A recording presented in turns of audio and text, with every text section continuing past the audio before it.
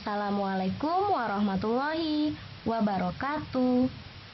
Apa kabar anak-anak ustazah pada pagi hari ini? Alhamdulillah, luar biasa, Allahu Akbar. Masya Allah, semoga antum semua tetap semangat ya nak. Maafin ustazah jika suaranya ini seperti gerimis hujan. Mungkin kesalahan dari mikrofon pada headset ustazah ini. Tapi nggak apa-apa, yang penting antum semua semangat.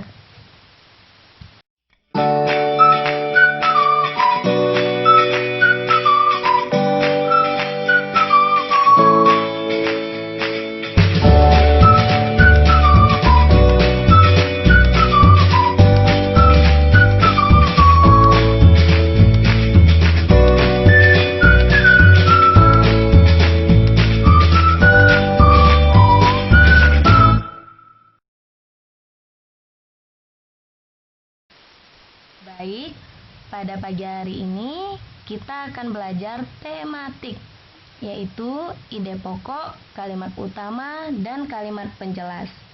Tentunya anak-anak ustazah sudah belajar dari kelas 4 pasti ya. Nah, jadi kita akan review ulang nih. Nah, sebelumnya kakak harus tahu dulu nih KD atau kompetensi dasar bahasa Indonesia, yaitu 3.1, menyimpulkan informasi berdasarkan teks laporan hasil pengamatan yang didengar dan dibaca. Oleh karena itu, tujuan kakak belajar ini adalah agar kakak bisa menemukan ide pokok, sehingga tahu informasi-informasi apa saja sih yang penting dalam suatu cerita. Karena informasi penting itu biasanya ada di dalam ide pokok.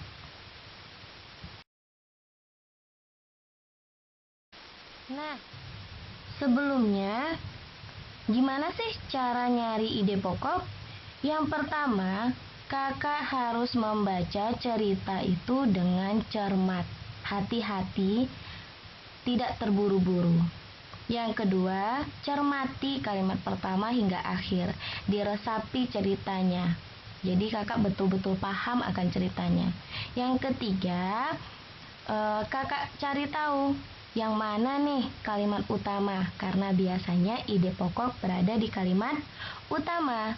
Setelah itu, kakak tandai.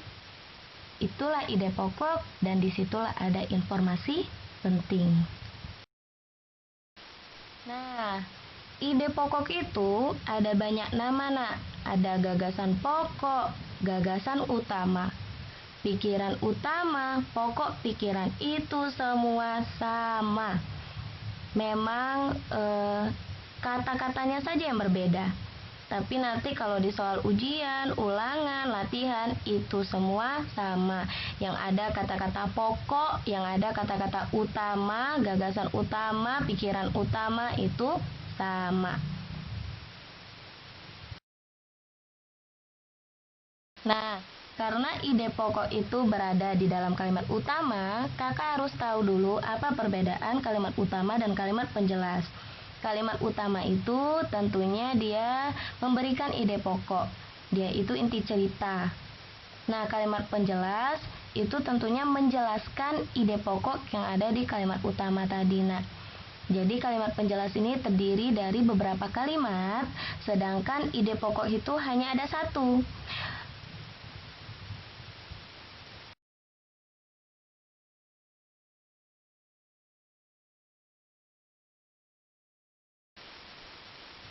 Nah, seperti yang Ustazah katakan, ide pokok itu berada di kalut, kalimat utama. Kalut ini dia berada di A, B, C. Nah, A awal, B belakang, C campuran. Campuran di sini maksudnya bisa saja dia di awal, bisa juga dia di belakang. Apa sih perbedaannya Ustazah? Yuk kita cari tahu.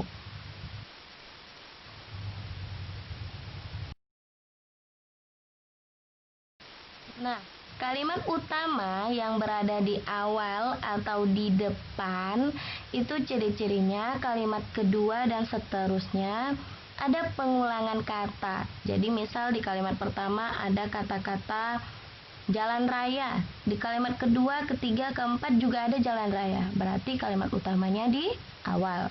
Ada juga kata-kata ini itu atau kata-kata ganti orang seperti ia, mereka, nya. Nah, untuk lebih jelas kita lihat contoh yuk.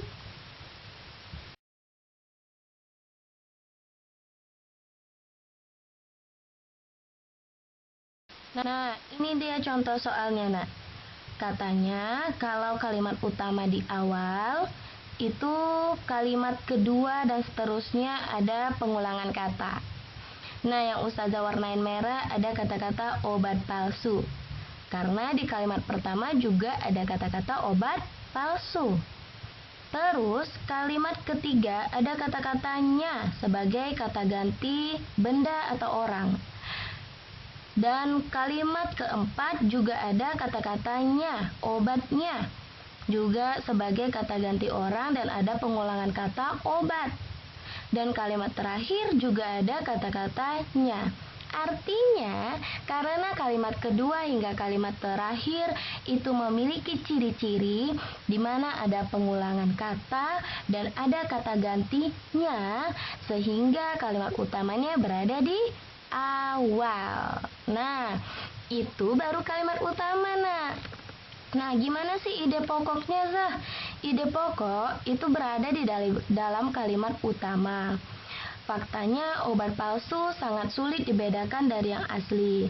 Tapi terkadang ide pokok itu agak berbeda bahasanya, hanya sedikit saja. Nah, ide pokoknya sangat sulit untuk membedakan obat palsu dan yang asli. Hanya diubahnya sedikit saja, tapi intinya ada di dalam kalimat utama. Sudah paham anak soleh hebat Ustazah?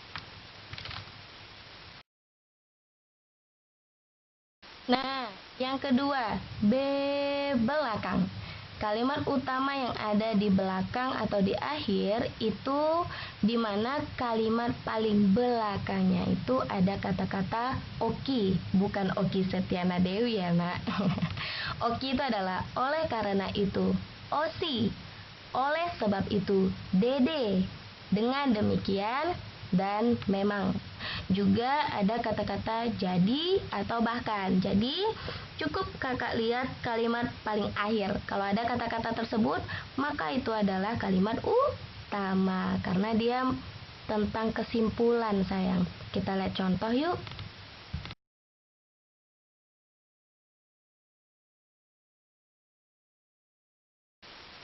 Oke, ini contoh soalnya, sayang. Nah, kita lihat ya. Kita lihat langsung kalimat paling bawah. Nah, yang Ustazah merahin ada kata-kata memang. Kalaulah kalimat paling bawah ada kata-kata memang, oki, osi, dede, dan jika atau bahkan, berarti langsung kakak bisa menemukan kalau kalimat utamanya itu paling belakang. Nah, ide pokoknya tetap dia di kalimat utama, hanya saja bahasanya yang berbeda. Nah, tuh. Dari kalimat utama, gempa yang berpusat di Banten itu memang menimbulkan banyak kerugian bagi masyarakat yang terkena dampaknya. Ide pokoknya, banyaknya kerugian yang ditimbulkan oleh gempa yang berpusat di Banten. Sama aja kan, nak? Hanya saja dia diubah-ubah sedikit saja. Paham kan? Gampang kan? Gampang banget kalau kalimat utamanya yang ada di akhir ini. Selanjutnya C. Campuran. Kalimat utama yang ada di awal ataupun di belakang. Nah, di mana kakak di sini kembali lagi membaca secara cermat. Apabila kalimat awal dan kalimat paling belakang itu lebih kurang sama, menyiratkan atau inti kalimatnya sama, artinya kalimat utamanya ada di awal dan di akhir. Contohnya, Zah. Yuk kita lihat contoh.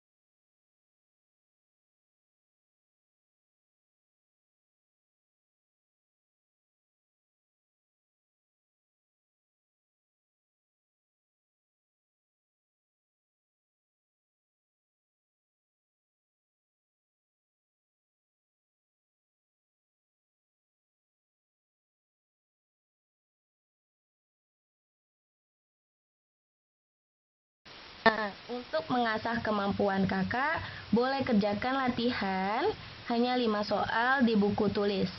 Nah, nanti tidak usah dikirim ke ustazah. Kakak kumpulinnya saat ada kesempatan ke sekolah saja, disitulah ustazah nilai anak ya. Nah, kerjakan dengan baik dan cermat, tidak terburu-buru, baca soalnya baik-baik, baca ceritanya, dan ingat-ingat apa kata ustazah tadi, perbedaannya di mana, gitu ya nak ya. Al-Jazari is number one, Al-Jazari is solehah. Oke saya, ustazah akhiri dengan Assalamualaikum warahmatullahi wabarakatuh. Subhanakallahumma wa bihamdika asyhadu alla ilaha illa anta astaghfiruka wa atubu ilaih.